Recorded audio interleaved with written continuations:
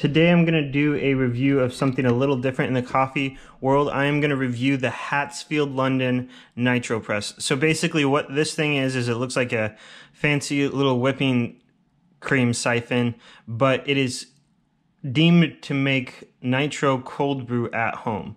So we're going to unbox it, take a look at it, and we are going to brew some nitro with it and see if it can live up to the claim that it can. So I did a lot of research prior to this. There's a few different nitro things out there. Growlerworks has one. There's a UKEG.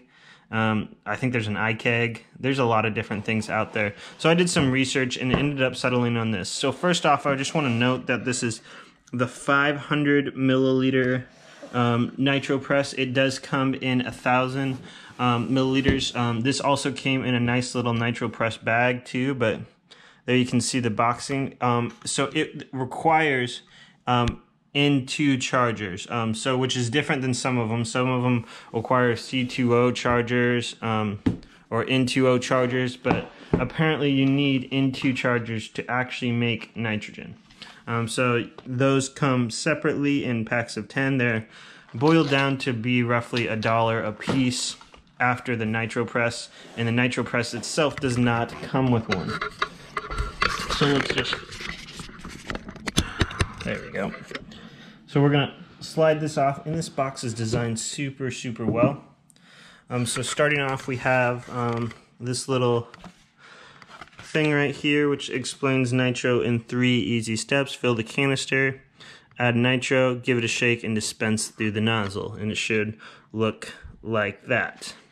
Inside of that we have a few different papers. We have what's new in the 2020 Nitropress, which I didn't know prior to when I bought this, is they changed the nozzle just a little bit, and they added some like different silicone grips on it, like that one right there and that one right there.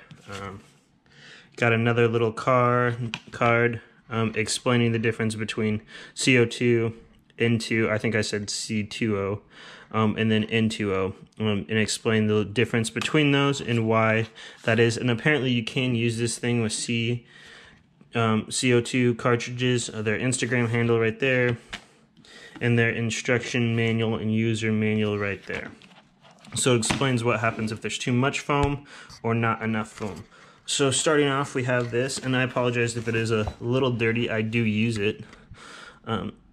So you got this heavy stainless steel thing here. It's got a mark for the max fill right there. So half a liter, 500 milligrams is what that is. You have to leave room for the nitrogen. You got this.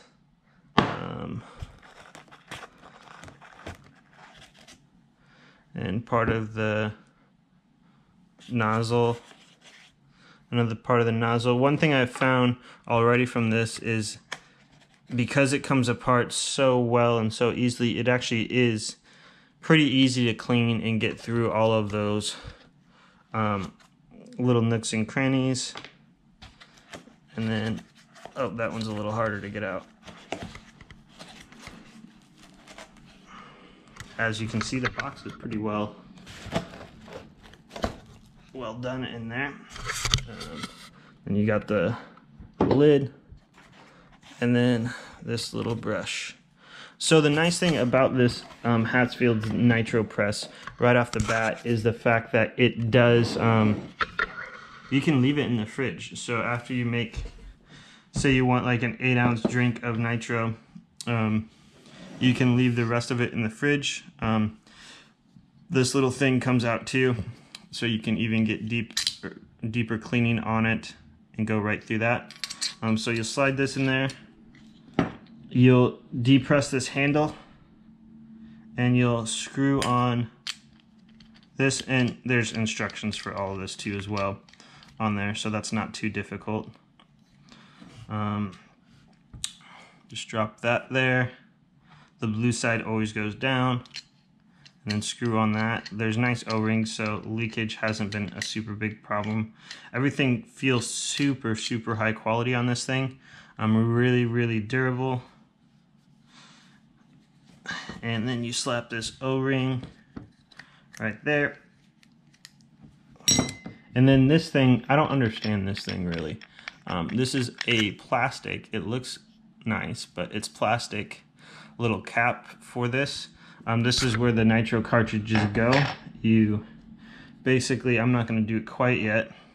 You basically take one of these. It pokes a little hole right there. So you take that and you drop it in this, and you flip it over and screw it on that.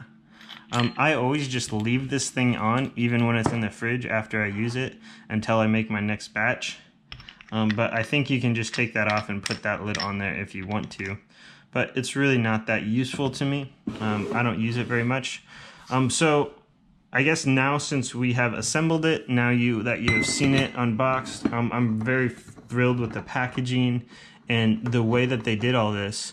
So I'm gonna go ahead and brew some nitro with it. Do what we came here to do. So what you have to do with this is you just simply pour nitro, or you pour regular cold brew in there. Sometimes what I do is I'll either make cold brew with my toddy, or I will just brew like a Chem X or a V60 and put it in the fridge overnight and then pull it out in the morning, because that doesn't take as much work as cold brew does, in my opinion. So that's what I did today. Is I brewed a V60 yesterday, about a 500 milliliter, which is 16 ounces, which is going to give me roughly two 8-ounce glasses of nitro. I guess nitro V60 in that matter, but nitro cold brew, same thing pretty much. So what you have to do is you basically pour it into the 500 milliliter mark, and then you shake it for 1.5 minutes and disperse. So I'm going to go ahead and grab that cold brew, and we're going to shake it, and we're going to get to it. Alright, so before we go too far, here's what that cold brew looks like. So it's fairly dark. I want to show you this just for the sake of what it will look like when it comes out the dispenser there. So you got some fairly dark light roast. It's a light roast, but it'll do for this video. So you're simply just going to move your lid so it comes out and pour it directly as is to the nitro. On Hatfield London's website, they do have different they do have different recipes that you can make with this.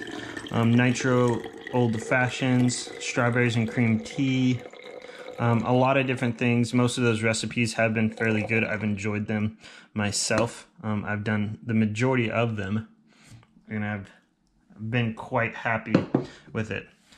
So as I said, simply just turn this on.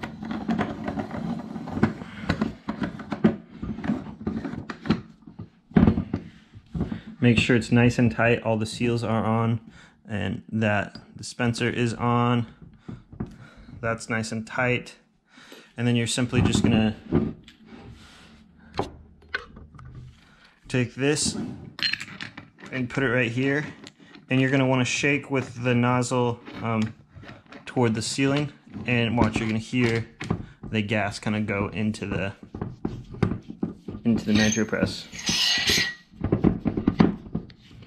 So tighten that all the way, and then you shake for roughly 1.5 minutes, give or take on that, depending on how foamy you want it and how much of a head you want on your nitro.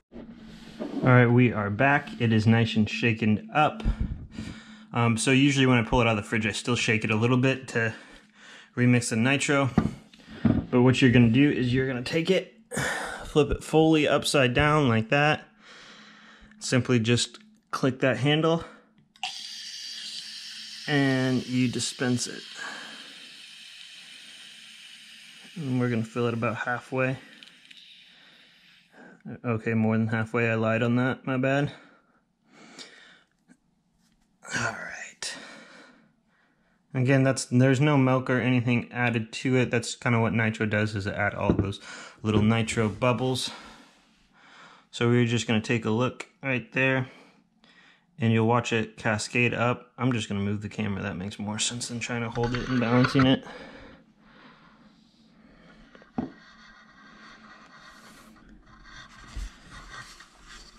Yeah, you can see now right there how that goes up, and eventually it'll turn up to just having a head, so we'll wait a little bit for that One thing that I think my only negative thing about this thing is that spout right there.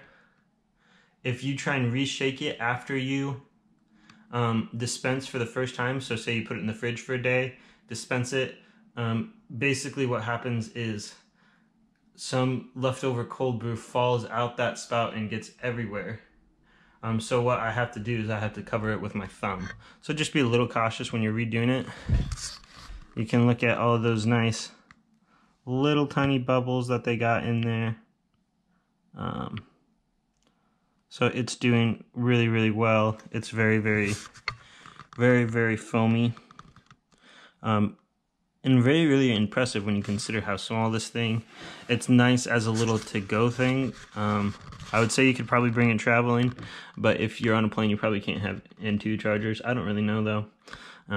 But this works well. It's always intimidating with, I think this was like $160 or $170. So it's a hefty machine to buy. But when you think about it, if you are regularly buying cold brew, it's well worth it, minus the fact that every single drink you have is $1.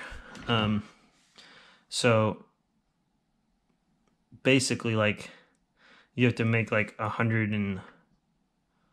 couple hundred drinks to break even with this thing when you spend like factor in the cost of the Nitropress, and when you factor in the amount of cartridges you have to buy, things like that. It's a really expensive toy. This is probably not something that you'd first go out and buy. There's many other things, but it's kind of like closes the door on the things that you need to go for a coffee shop for. Yes, you can always get a little bit better of a coffee. There are professionals, they know what they're doing a little bit better than you. But to be able to make this great tasting nitro, like, look at that. That's quality right there for such a small package. A lot of people review this thing saying just buy a whipping siphon instead of this, and they ask if you can buy the tip and stuff, or just put the N2 chargers in the whipped cream canister. Well, I've never done that. The thing is, I'd be concerned is N2 makes more pressure than CO2 and N2O.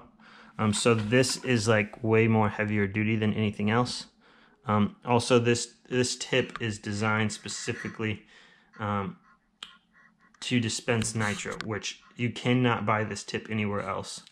And I think the one reason why you should buy this over a nitro or over a whipping siphon and just get the job done is you're still going to spend like $30 on a whipping siphon. So I guess this is still like $130 more. But you're also supporting a business who actually is providing nitro at home versus trying to save a few bucks and do it the cheapest way possible. I wasn't that big of a fan of cold brew prior to this, which leaves me with the question on why did I actually drop the money to buy it. I bought it a lot for different cocktails, things like that. When you use cocktails and do cocktails with it, it does dispense a lot slower because some of the things that some different particles can kind of clog this up a little bit on the inside, so you do have to clean it afterwards. I noticed this in particular where there's a recipe where you basically make some cold brew, pour it in a glass, and then nitro infuse milk that was sitting in Cinnamon Toast Crunch for 30 minutes, which is really good, by the way, but it does clog up that thing and it takes a long time for it to dispense properly, but it still ends up doing a pretty good job. I also did espresso old fashions, which basically made me fill this thing up with 8 shots of espresso and some simple syrup and bitters and things along the lines of that. That slowed it down a little bit. I'm not entirely sure why, but make sure whatever you put in this thing is you strain very well and you clean very well afterwards.